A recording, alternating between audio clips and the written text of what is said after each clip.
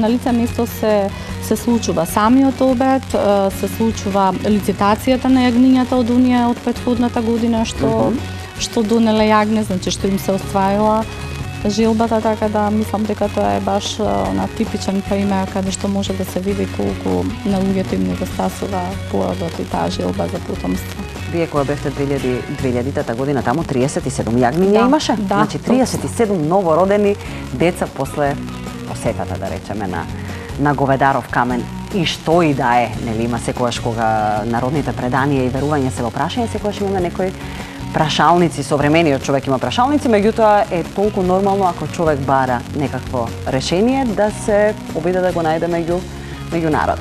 Да издвоиме и некој камен кој што е познат по тоа што луѓето го посетуваат пред се заради неговата исцелувачка моќ, кој што ја покажал низ годините, можеби и векови на назад. Исцелителска моќ, значи имаат речиси сите камења. Морам да напоменам дека најчесто луѓето сметаат дека каменот отстранува направена магија. Значи, ако се тие во ред, велат моите информатори, веднаш да кажеме кои се тоа информатори, затоа што спомнуваме информатори, адресанти и медиатори, тоа се три термини со кои што науката се занимава. Така, значи информатори се луѓето од кои што ги црпам информациите, тоа се добри познавачи на народната култура во сопствениот крај, од кои што ви треба да добиете информација што се случува, за да можете понатаму да преминете на анализа на податоците и на сите нив навистина им благодарам. Сите се љубезни, мислам и одвоиле и време да ме однесе до каменот, сепак се тие тешки места за изнаоѓање. Медиатори се оние кои што посредуваат помеѓу каменот и посетителот, и не знам што уште ме прашате, реципиенти или адресанти се оние на кои им е наменето дејството на каменот. Значи, оние кои што комуницираат со него и оттаму очекуваат повратна реакција од каменот. Односно од силите кои што во него според верувањето се наоѓаат. И сега можеме да се вратиме на камењата со исцелувачка моќ и она што го спомнавте за магиите. Луѓе кои што одат на каменот, зошто? За да се ослободат од магија, ако некој им направил нешто? Да, така се верува дека нешто кога не ти оди, значи тоа е традиционално народно верување, дека се е резултат на направено магиско дејство. И дека каменот се јавува во улога на предмет во природата кој што е исцелувач на таквото нешто и кој што отстранува магијата од луѓето и тие излагаат препородени. Кој е каменот на кој што се забележале? На повеќето камења се случува тоа. Интересно е во врска со исцелувачката моќ на каменот да ви кажам дека постои на повеќе камења колективна посета на каменот, каде што целото село учествува во, значи масовно е тоа, во контактот со каменот, комуницира со него.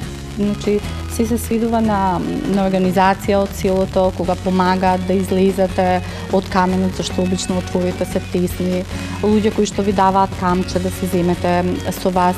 На тие камења обично луѓето се трудат кој прв да стигне до каменот и да го фати, зашто се верува дека таа година ќе има најмногу среќа. Има и некои камења каде што на точно одреден ден, значи овие камења особено функционираат за време на Ѓурѓовден, кога самото чукнување на главата или на плешките од децата од каменот се верува дека јакоста на каменот, нели како предмет кој што се истакнува со својата цвестина, отпорност на ветрови, на суши и било какви влијанија ќе се пренесе и на човекот, велат да сум јак како камен. Токму таквите колективни случувања се најинтересни и за туристи како нас. Па и за туристи, да видиме. точно. За домашните туристи прво, па потоа ќе им прераскажуваме на странските кои што љубопитно ги следат. Нив многу ги интересира, да. Сите овие работи.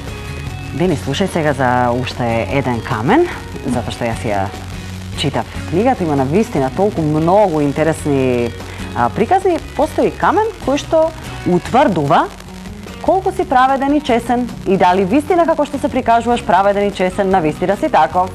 Да им го приближиме црниот камен, беше тоа? Така, тоа е црн камен, недалеку од Велес, значи на патот на Гевгелија. Тоа е една карпа од каде што во вид на водопад од преку 30 метри водата паѓа доле. И по боја е цен. Веројатно бојата била таа која што го издвоила каменот од останатите, бидејќи околните не се такви. Меѓутоа, одма тука имаме едно предание поврзано со тој камен, дека каменот е цен благодарение на крвта која што истекла од 12 заклани попа од страна на турците, што значи дека каменот добива некакво христијанско обележје. На некој начин, нели, барем во верувањата на луѓето. И овдека уште напред пред самиот камен, пред да влезете во тој дел кај што треба да поминете каде што паѓа водата, има поставено икони од блиската црква тука и се палат и свеќи. Си помислувате желба, се прекрстувате, значи така тоа го наметнала црквата, бидејќи таа го организира, практично е таму присутна на целиот тој настан и таму имаме колективна комуникација, младо, старо, сите се качуваат нагоре, а вие не знаете на Ѓурѓовден, тоа е многу тешко за качување, мислам. Едва и така полека да се качи човек. И на поминување треба водата да ве испеска. Значи на три пати се поминува низ каменот, на третото поминување треба да се земете камче од таму, кое што до година потребно е да го вратите назад. Интересно е тоа што се вели дека водата, ако не те испеска, ако излезеш сув, затоа што таа паѓа практично и невозможно да не те испеска, затоа што паѓа од голема височина цел млас на вода.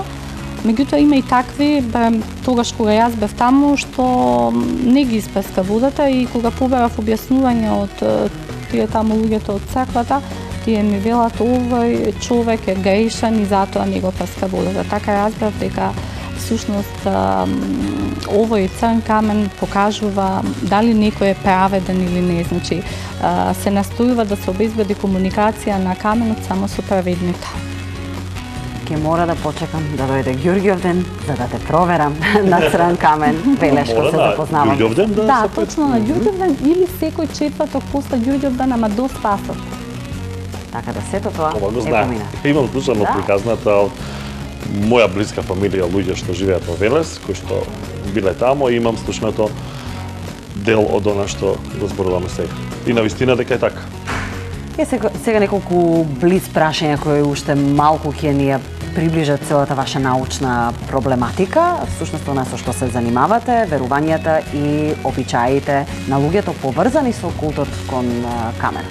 Како луѓето комуницираат со каменот? Тоа е, спомнавте, медијатори, нели? Да. Значи, посредници кои што се дел од селската средина каде што се наоѓа каменот. Во останатите случаи луѓето доаѓаат и се молат, испраќаат молба или молитва. Значи